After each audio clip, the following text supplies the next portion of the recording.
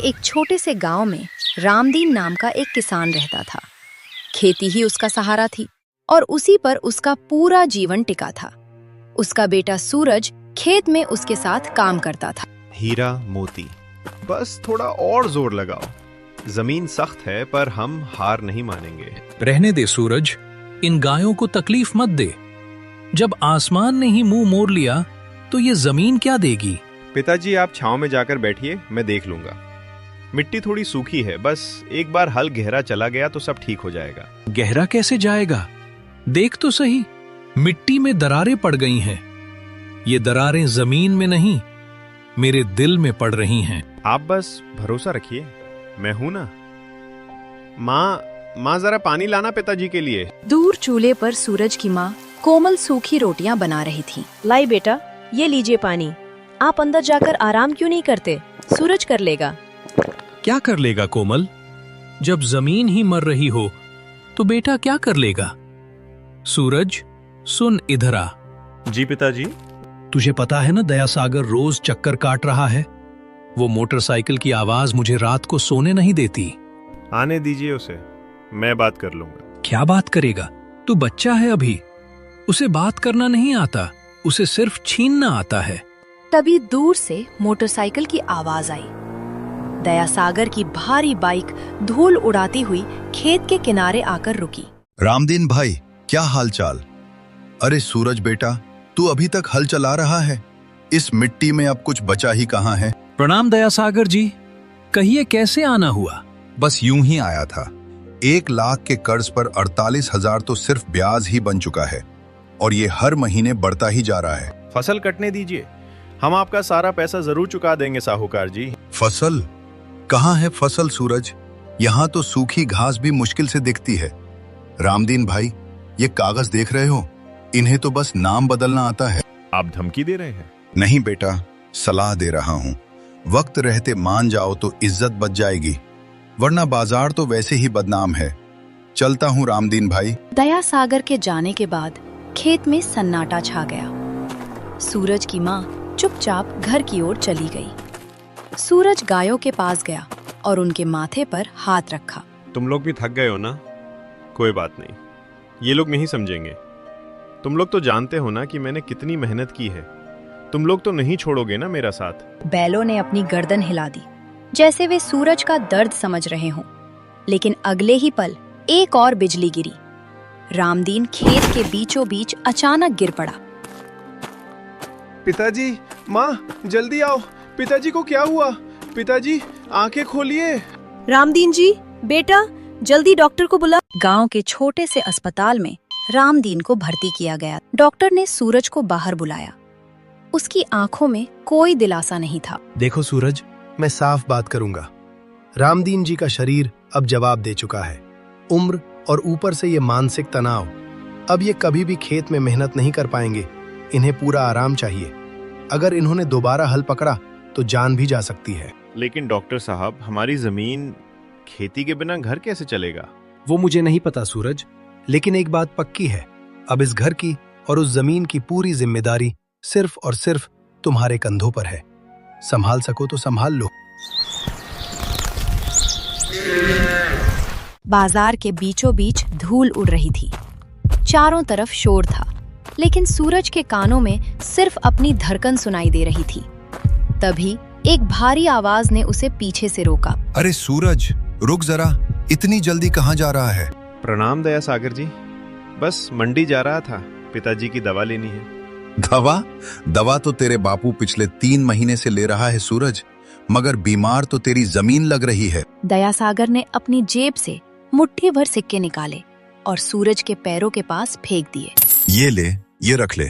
तेरी जमीन से आजकल अनाज तो निकल नहीं रहा, तो मुझे लगा शायद इन सिक्कों से तेरा घर चल जाए।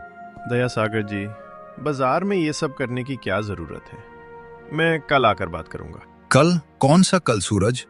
आज से 2 महीने बाद उस जमीन पर तेरा नहीं, दया सागर का नाम होगा। मैं आपके पैसे लौटा दूंगा, पर आप...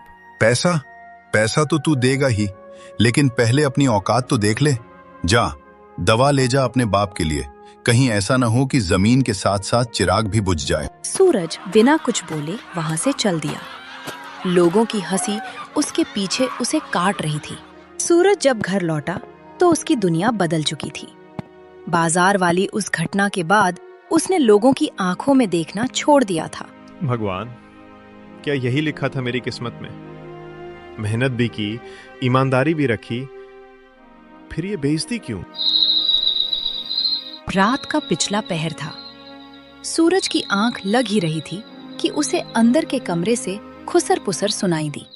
उसके माता पिता जाग रहे थे। कोमल, मैं सोच रहा हूँ जमीन दया सागर को दे देते हैं। ये क्या कह रहे हैं आप?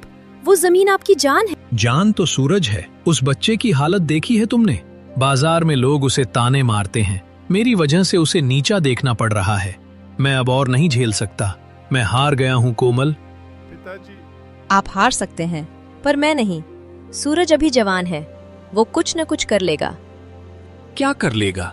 शहर जाएगा? वहां कौन है उसका? कोमल, हकीकत को पहचानो। हम भूखे मर जाएंगे।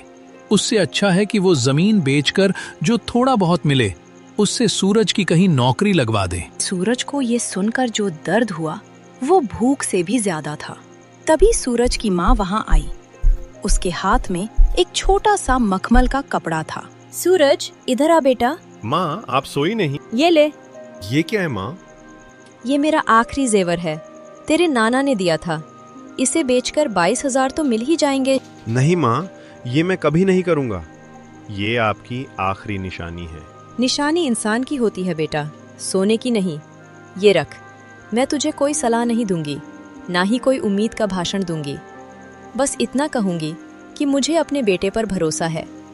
शहर जा, कुछ काम ढूंढ। हमारे लिए नहीं, अपनी इज्जत के लिए। माँ, मैं वादा करता हूँ, मैं ये जमीन दया सागर के हाथ में कभी नहीं जाने दूंगा। अगले ही दिन सूरज ने शहर की बस पकड़ ली। उसे लगा था कि शहर उसे बाहें फैलाकर अपनाएगा, लेकिन शहर को किसी के आंसुओं की परवाह नहीं थी। साहब, मुझे काम चाहिए। जो भी काम हो, मजदूरी हो या सफाई, मैं कर दूंगा। हाथ दिखा अपने। कोमल है, गांव का लड़का है। देख, यहाँ पसीना नहीं खून जलाना पड़ता है। काम मिलेगा पर पैसा कम होगा। मंजूर है? मंजूर है साहब। सूरज दिन में मकान बनाने की मजदूरी करता और रात में डिलीवरी का काम करता। कई रातें उसने बंद दुकानों के बाहर फुटपाथ पर काटी। पेट भर खाना भी नसीब नहीं होता था ताकि वह गांव पैसे भेज सके। 2 महीने की कड़ी मेहनत के बाद उसके पास सिर्फ 31,000 रुपए जमा हो पाए। 31,000? ये काफी नहीं है, पर दया सागर का मुंह बंद करने की शुरुआत तो कर ही सकते हैं। कल घर जाऊंगा, माँ कितनी खुश होगी। उस रात सूरज एक गहरी नींद सोया, लेकिन शहर की रातें जितनी काली होती हैं, उतनी ही बेरहम भी।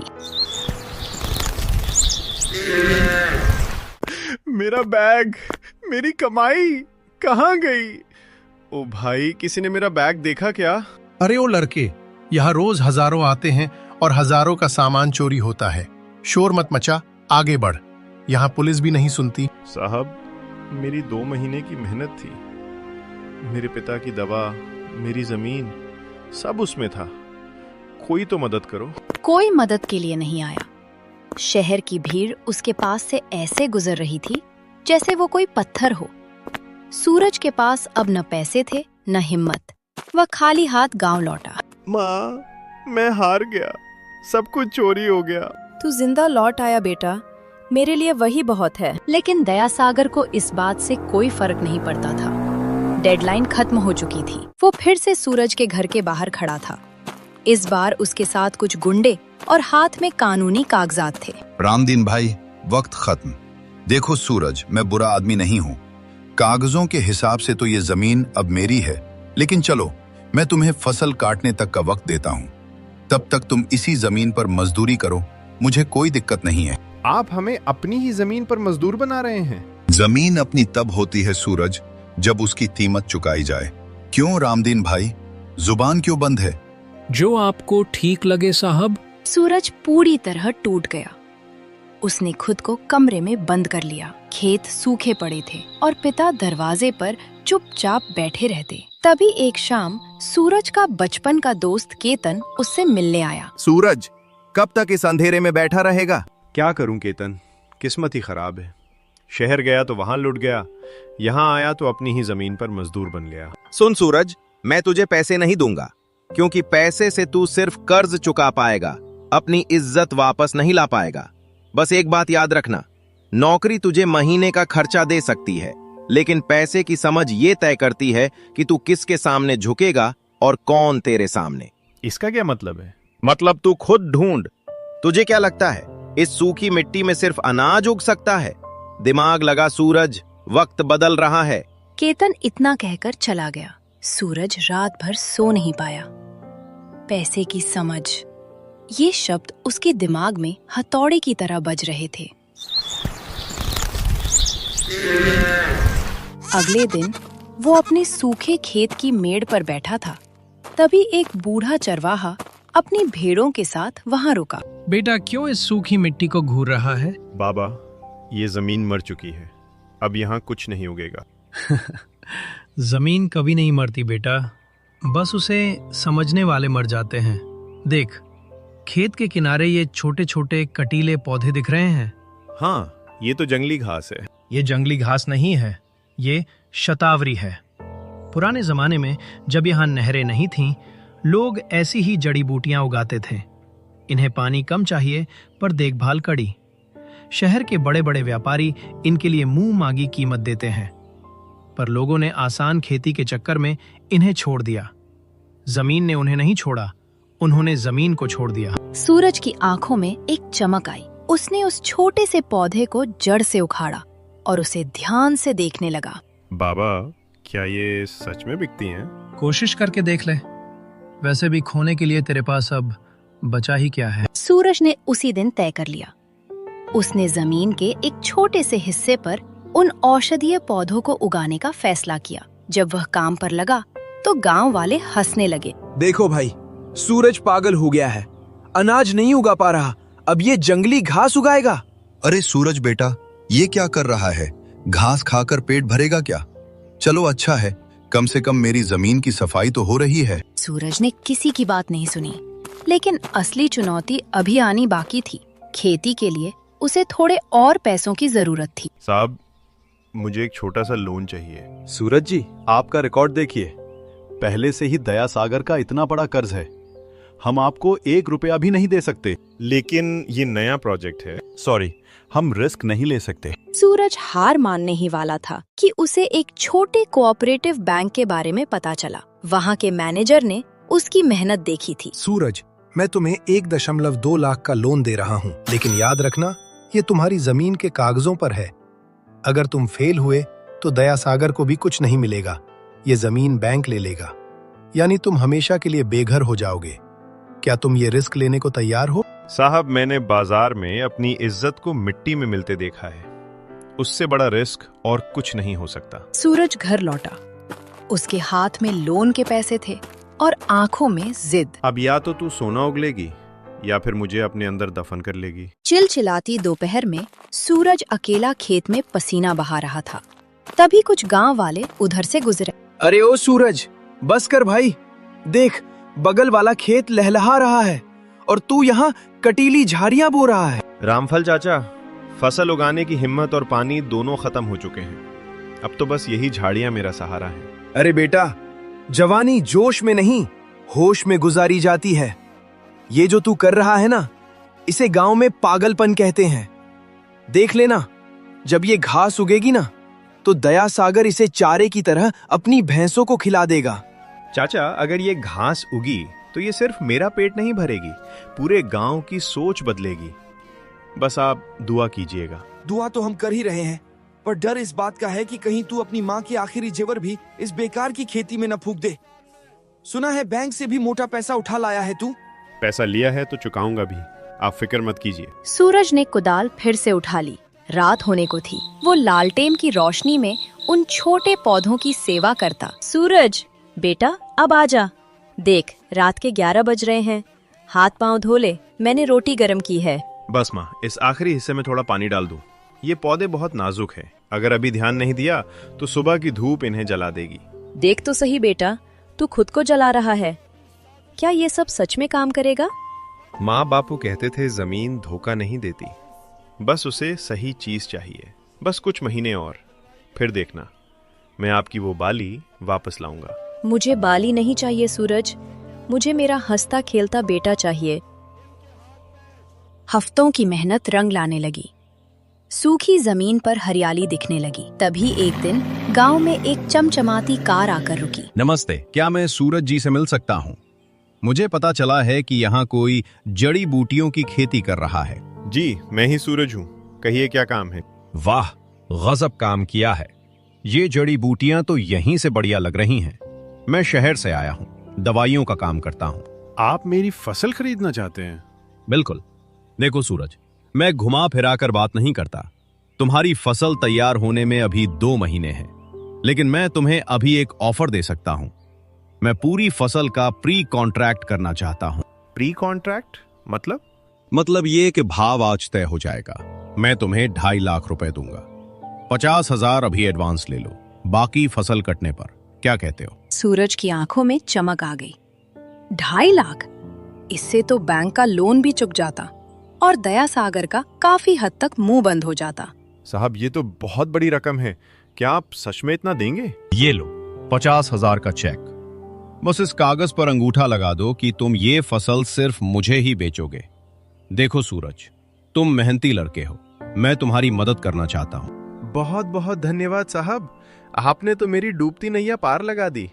माँ देखो, साहब ने एडवांस दिया है। पूरे घर में खुशी का माहौल था। पिताजी की आंखों में भी पहली बार उम्मीद के आंसू दिखे। लेकिन गांव के दूसरी तरफ दया सागर की मोटरसाइकिल की आवाज फिर से गूंजी। काम हो गया क्या विक्रम भाई? बिल्कुल दया सागर जी, लड़का सीधा है, झांसे में आ गया।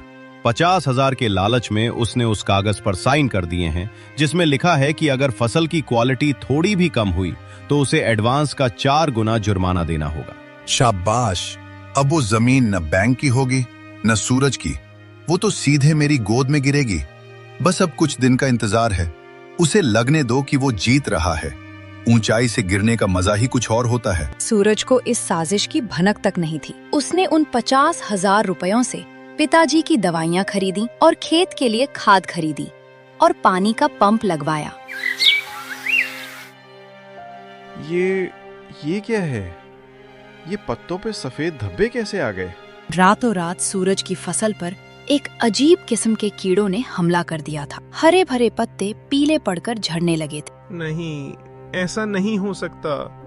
मेरी पूरी मेहनत सब बर्बाद हो रहा है। केतन जल्दी यहाँ आओ। क्या हुआ सूरज?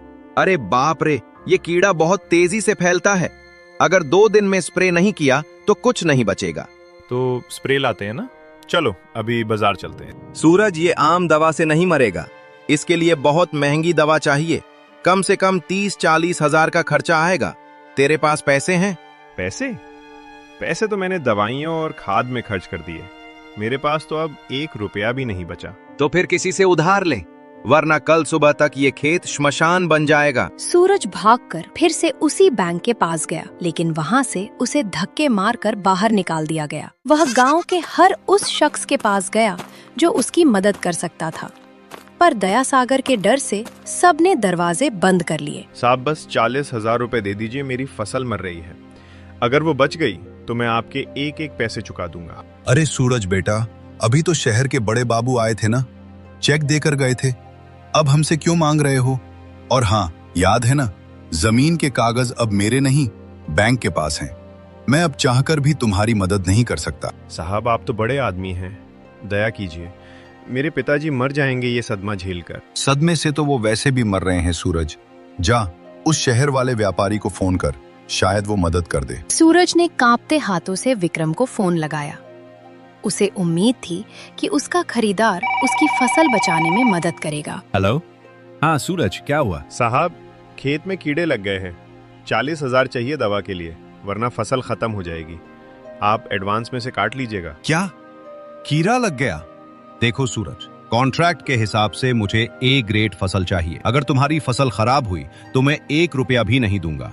और हाँ, याद है ना, अगर फसल नहीं दी तो तुम्हें 2 लाख रुपए जुर्माना देना होगा। क्या? 2 लाख? साहब, आपने तो कहा था कि आप मेरी मदद कर रहे हैं। बिजनेस में कोई किसी का साथ नहीं देते हैं सूरज। दवा के पैसे खुद इंतजाम करो। अगर परसों तक खेत साफ नहीं हुआ तो मेरा वकील तुम्हारे घर पहुंच जाएगा।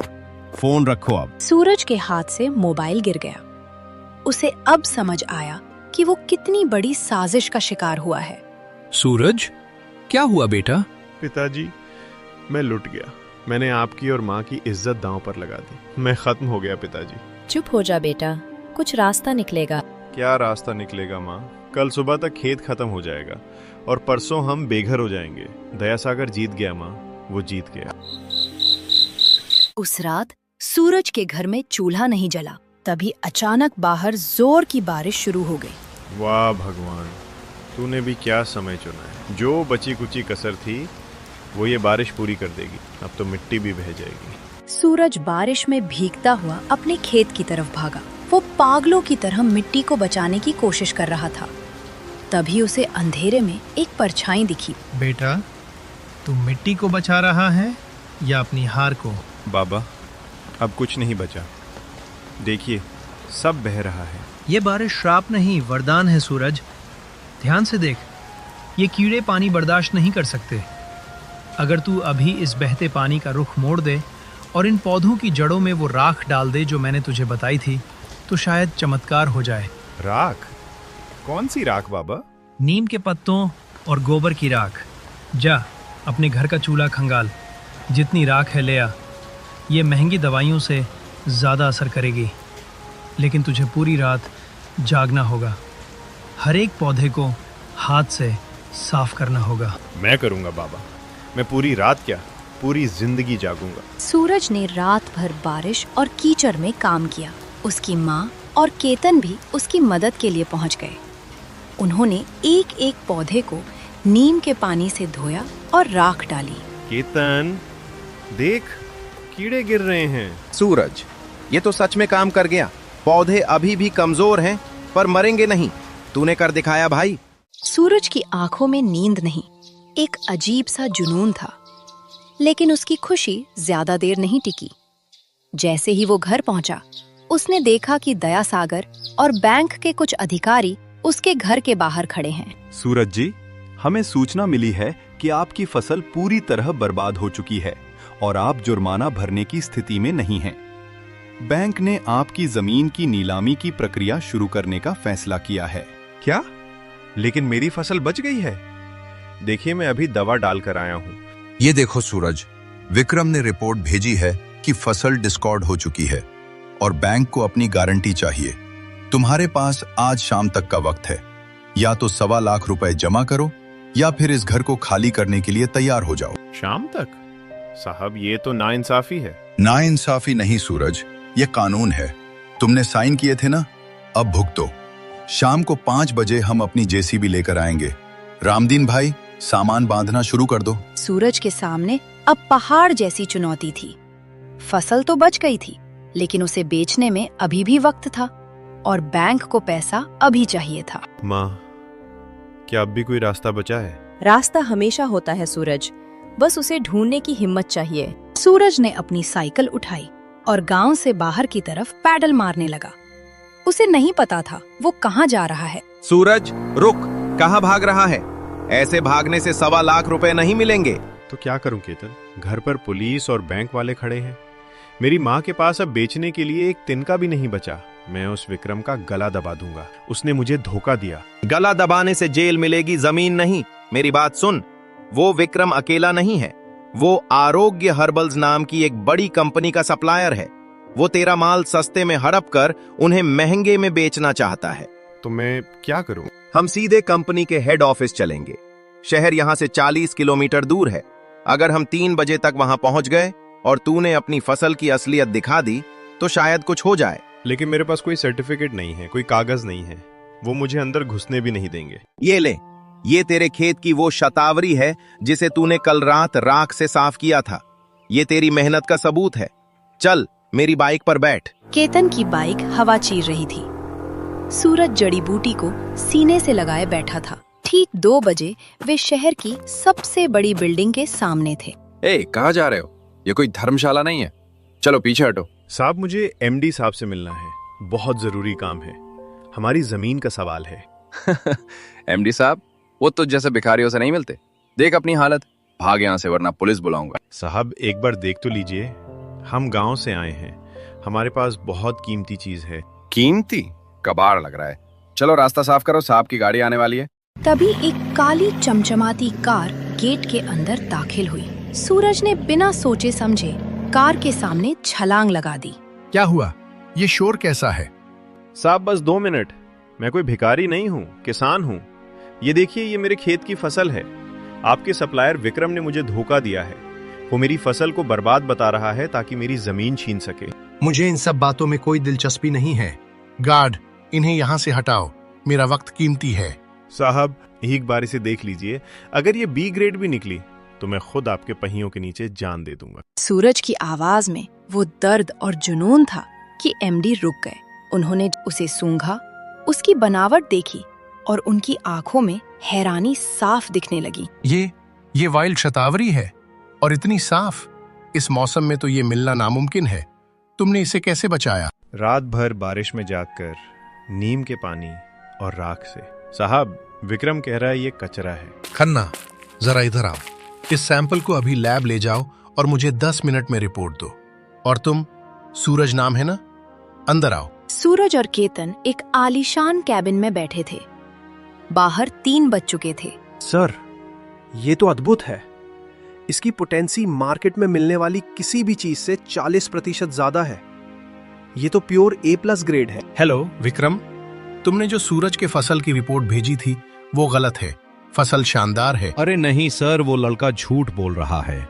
खेत में कीड़ा लगा है, सब खत्म हो गया है। मैं कल खुद जाकर देखूंगा। तुम्हें जाने की जरूरत नहीं है। सूरज मेरे सामने बैठा है। और सुनो, तुम्हारी सप्लाई का कॉन्ट्रैक्ट आज से खत्म। हम सूरज से डायरेक्ट डील करेंगे। सूरज को लगा जैसे उसे नया जन्म मिल गया हो, लेकिन घड़ी में 3:30 बज रहे थे। गांव यहाँ से अभी भी 1 घंटे की दूरी पर था। साहब, आपका बहुत शुक्रिया, लेकिन मुझे अभी 1.25 लाख रुपए चाहिए। बैंक वाले मेरा घर गिरा देंगे। क्या आप मुझे एडवांस दे सकते हैं? 1.25 लाख? सूरज, मैं तुम्हें सालाना सप्लाई का कॉन्ट्रैक्ट देना चाहता हूँ। ये लो, 3.6 लाख रुपए का एडवांस चेक। तुम्हारी फसल की क्वालिटी देखकर मैं ये रिस्क ले सकता हूँ। साहब, ये तो बहुत ज्यादा है। ये ज्यादा नहीं है सूरज, ये तुम्हारी मेहनत की कीमत है। अब जल्दी जाओ, कहीं देर न हो जाए। सूरज और केतन मोटरसाइकिल की तरफ भागे। उधर गांव में सूरज के घर के बाहर मातम छाया हुआ था। दयासागर एक बड़ी जेसीबी मशीन के साथ खड़ा था। 4:45।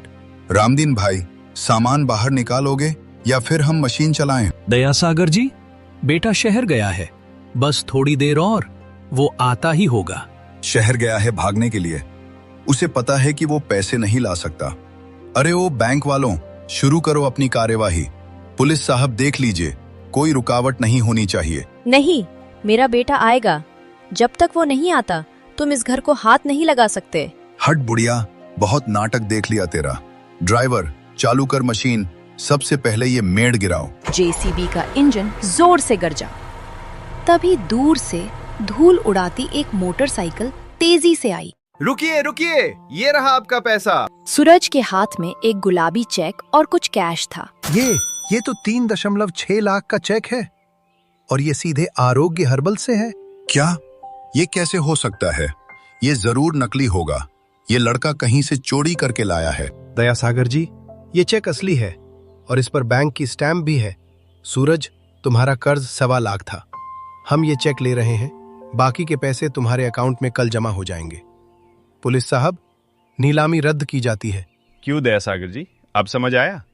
आपने कहा था कागजों का दिल नहीं होता, पर नाम बदले जाते हैं। अब इस जमीन पर ना आपका नाम है ना बैंक का, सिर्फ मेरा और मेरे पिता का। बेटा, आज तूने सिर्फ जमीन नहीं, मेरा स्वाभिमान बचाया। मुझे लगा था सब खत्म हो गया है, पर तूने रास्ता निकाला। पिताजी, जो डरते नहीं वही आगे बढ़ते हैं। माँ, देखिए आपकी बाली, उसी सुनार से छुड़ा लाया हूँ। ये बाली नहीं है बेटा, ये तेरे